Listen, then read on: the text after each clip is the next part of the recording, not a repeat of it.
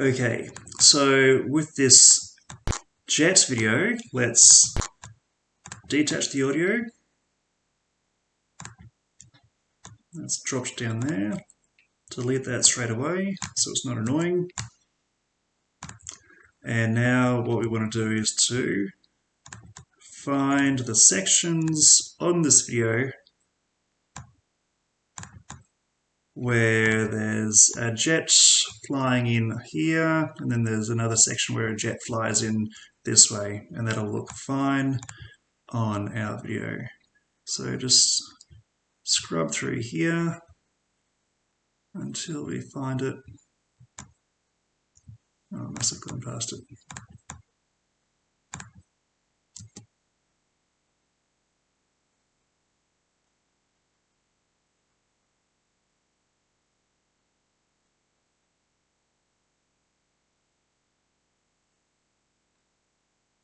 Okay, I think it's coming up now.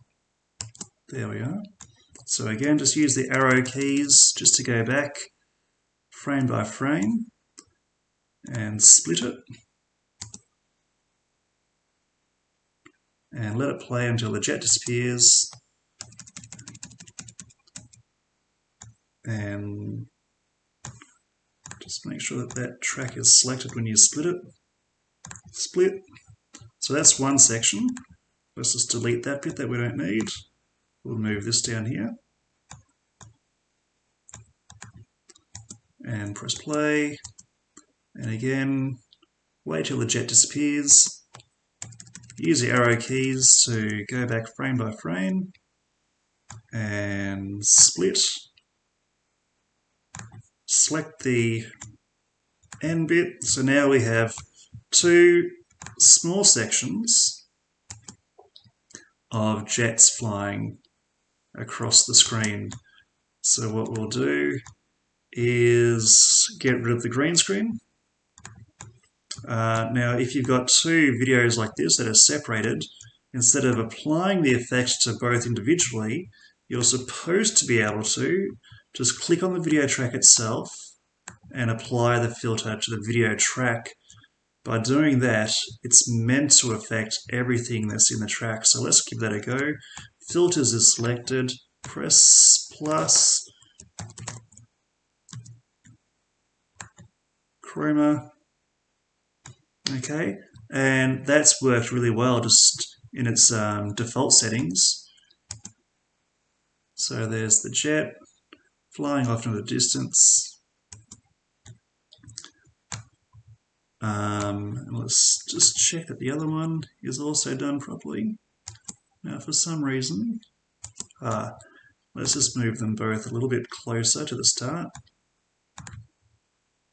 And what's getting in the way here is that explosion. So let's take that a little bit further down the timeline. So we'll have these jets fly through first of all.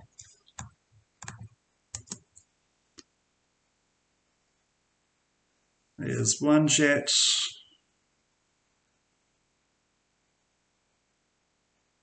And I'll bring that a little bit closer.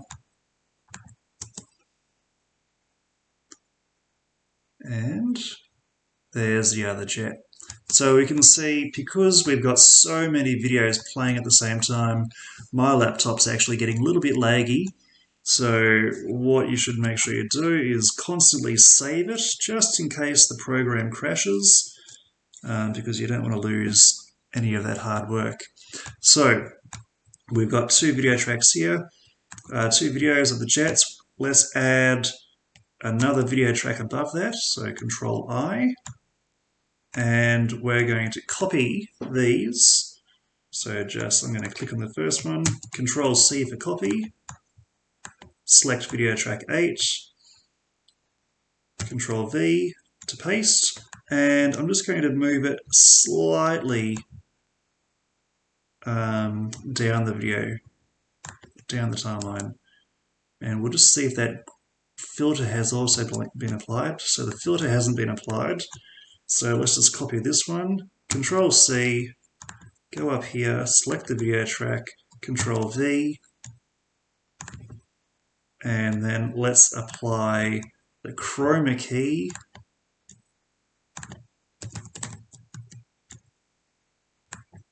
filter.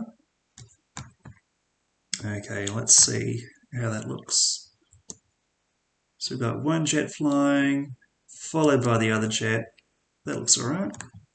And then almost straight away, we've got another jet coming through and flying off into the distance that way. Alright, that's pretty good. So now what we want to do is start to figure out, let's make this robot appear to move across the background. So to do that, we need to use what are called keyframes. So we'll go down to the robot. Okay, so robot, we need to add a filter. Add is that size, position, and rotate filter. Okay, so we're going to now use these settings down here. So this little stopwatch icon, that's what we use to set what are called keyframes. So when I click that, we get this new window open up here, and it says keyframes down here. You can go back to the timeline, see, and then go back to keyframes. So it's already added in a keyframe.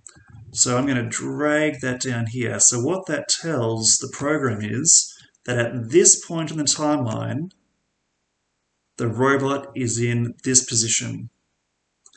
So we want the robot to move across the screen. So I'm going to move the player head.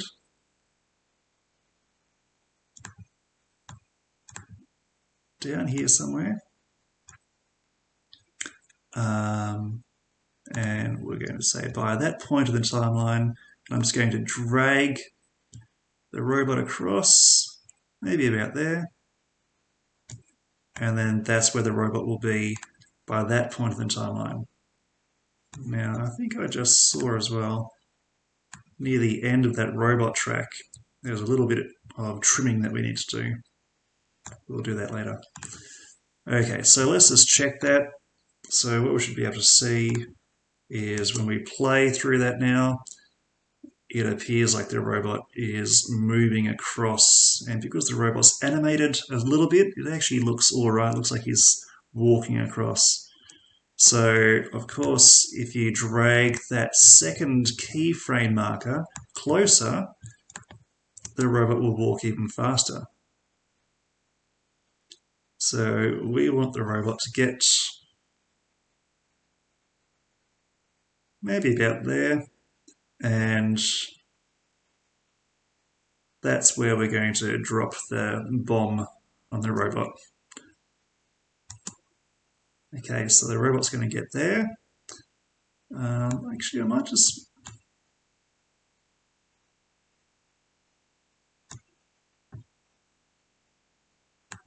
go back to that keyframe. I'm just going to move him more into the middle. Okay, and from that point, what we're going to do is then rotate the robot. So the nuclear explosion, the bomb's going to come down, the bomb's going to go off, and it's going to look like the robot is tipping over. So we're going to go ahead on the timeline, just choose a marker around about there, and just go down here. Just need to make a bit more space here.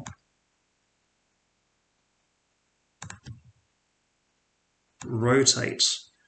So click on that little icon to set a keyframe, and let's set a keyframe down here. And now let's rotate the robot, not that way. Just make him tip over.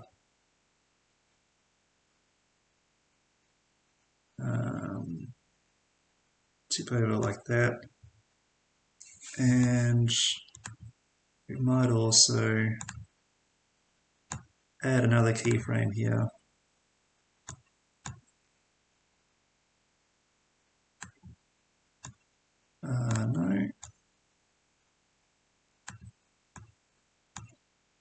how do we add one more? Add a keyframe. There we are. And just move him back this way. So let's see, how does that look?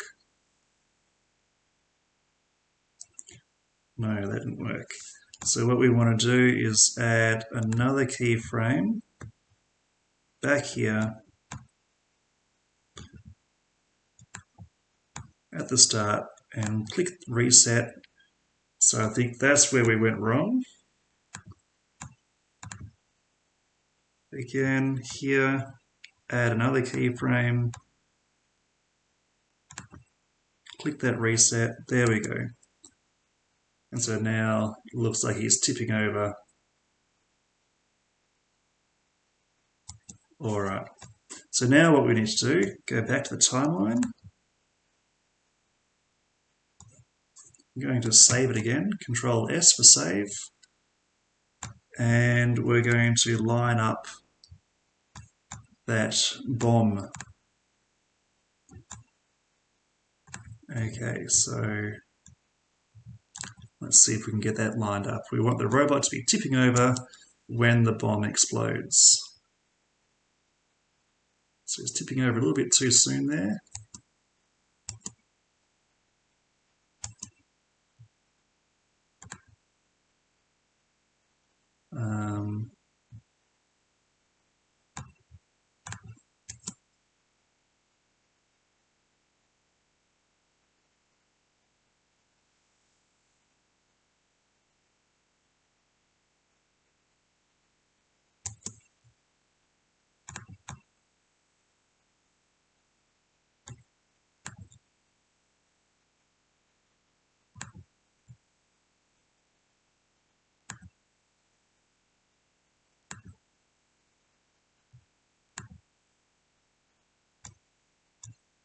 Right.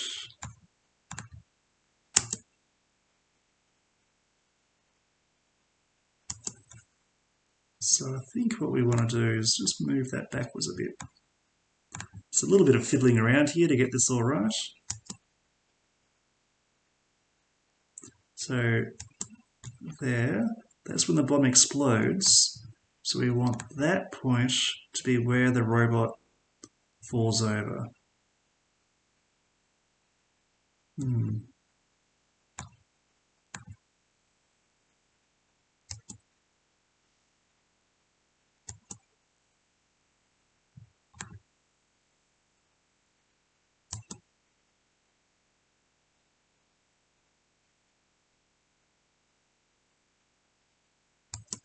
Geez, just a little bit too soon.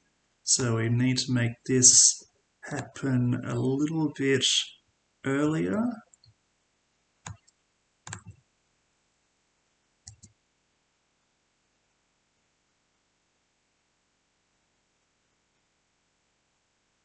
It's still just a little bit soon. Move it earlier again.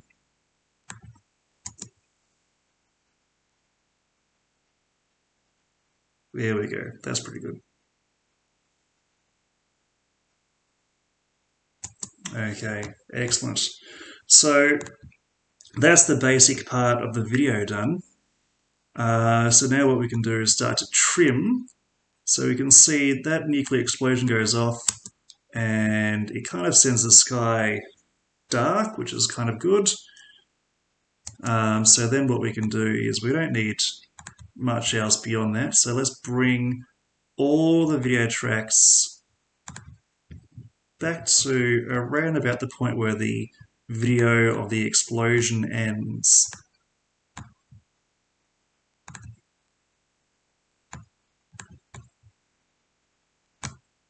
And that's quite a long one, the city, so we'll just split that, cut it.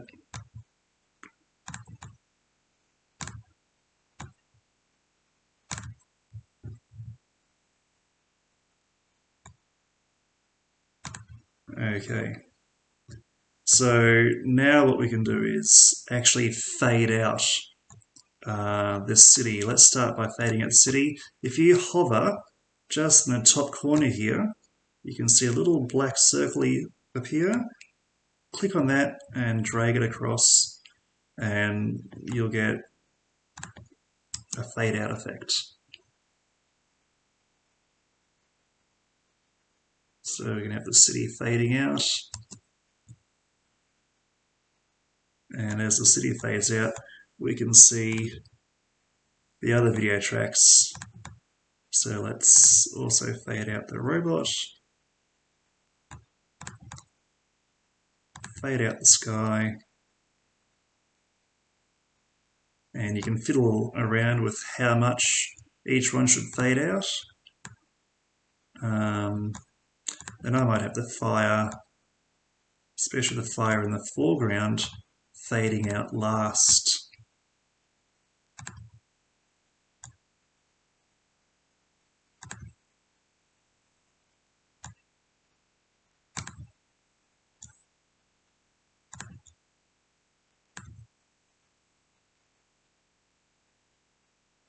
Alright, how does that look?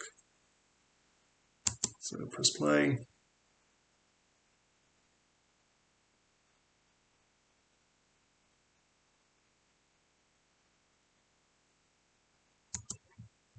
Now I just saw a little brief glimpse of the sky there for some reason. So we might make the sky, I'm not sure why that's happening, but make the sky fade out even earlier.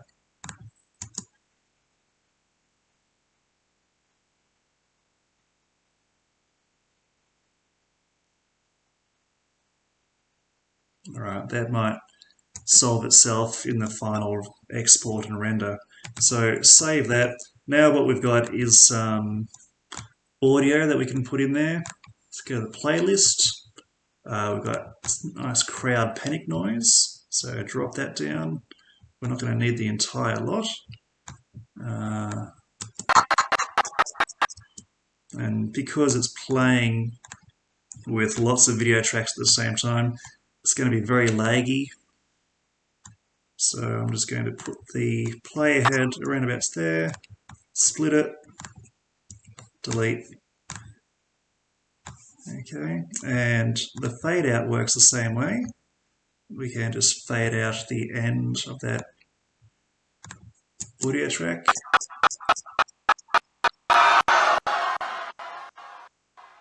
Alright, it'll sound much better when we export it. We also have some sound effects of some jets flying past. So I'm going to drag that down. So we want those to line up, obviously, with the jets. So to do that, we can really get a bit more space here. So that first jet is about there.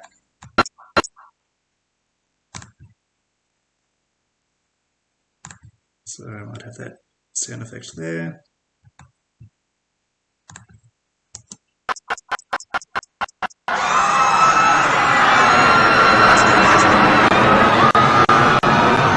Alright, and there are two jets, so let's copy that and we'll paste it down on this soundtrack. And like we've done with the two videos of the jets, just stagger them a little bit.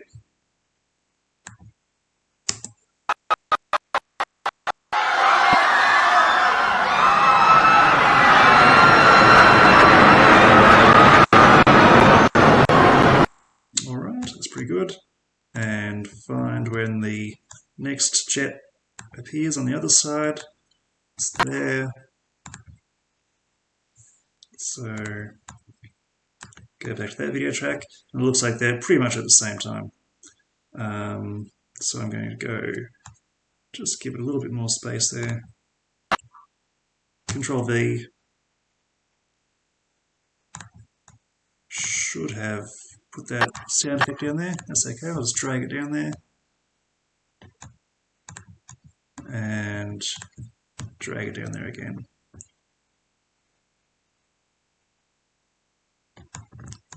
Wouldn't hurt if we just pull those ones back a little bit. So we'll hear the jets before we actually see them. All right.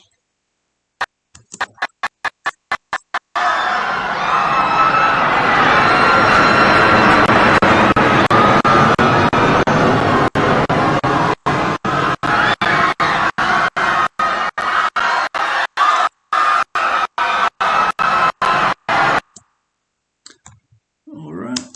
Now, what would be great there is also an explosive sound effect, something to give that bomb a little bit more punch. We could also put in a sound effect for the robot walking, and on top of all that, you could also put some music if you wanted to. But that's the general idea. So once we've done all that, save, and we go down here to export, export file, and this is where we give the file its final name, Monster Attacks demo MP4, and save. And then up over here on this side of the screen, you can see the progress of it saving all these different video tracks, all the effects that you've applied, all the sound. It puts that all together into a new video file. It might take a little while, but when it's all done, you'll be able to play it back and see if there's any spots that you need to go back in and fix.